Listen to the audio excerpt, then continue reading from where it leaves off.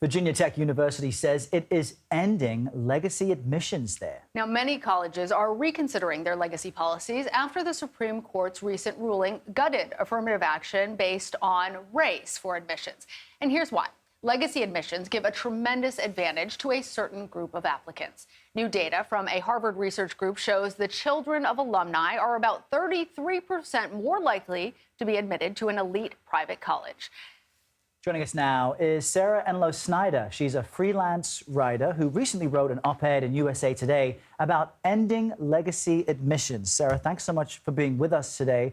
We should note for our viewers that you wrote that you took advantage of legacy admissions yourself. We'll show a quote from your piece saying, quote, "I didn't understand that having a family legacy at this school was specifically a function of my white privilege, not just a matter of good luck." Speak to us about how your opinions about legacy admissions have changed since you say you benefited from them. Yeah, sure. The legacy that I have at my alma mater was presented to me by my parents as a point of pride, but it was also meant to be a necessary tool for getting into college and continuing your education. College admissions had gotten so competitive by this time in the 1990s. And it was just such a concern for my parents that if we didn't pull this special string, that I might not get into school anywhere. And this is all part of a very terrible and poisonous kind of middle class thinking where you're not concerned with people who have less than you, but you're very concerned with people who have more and people who are buying buildings on campuses and making huge donations and doing whatever you can to compete with them. So I remember the legacy being a tool for getting into college, but it took me years to understand how unequal this system is.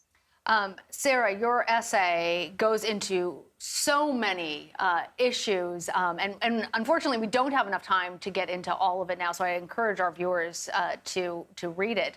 But I'm just wondering, if you were to do it over again, how would you do things differently? And given that you have children yourself, will you prohibit them from taking advantage of any legacy leg up that they could have when it comes to college admissions? Yeah, if I could do it over again, I would not apply to this school, much less go to this school. First of all, you don't need to go to one of these fancy schools in order to get a good education. That's point number one, is this fallacy that you have to go to a school with a pedigree in order to get a good education. That's just not true. So I would not go anywhere near this school. I would go somewhere else. And I will certainly explain this entire topic to my kids when they get older. And I will do my best to at least explain to them how unfair this entire system is and what they will be giving up for themselves if they pull that string, the legacy string. And I think one of the misconceptions about affirmative action for minorities is that you don't have to have the qualifications in the first place. Right. You still have to have the grades and the achievement and the profile. It's just that your demographic gives you a bit of a leg up. And for our viewers' context, you're multiracial with a white father and a black mother. We're multiracial folks as well, so we really encourage folks to read your article.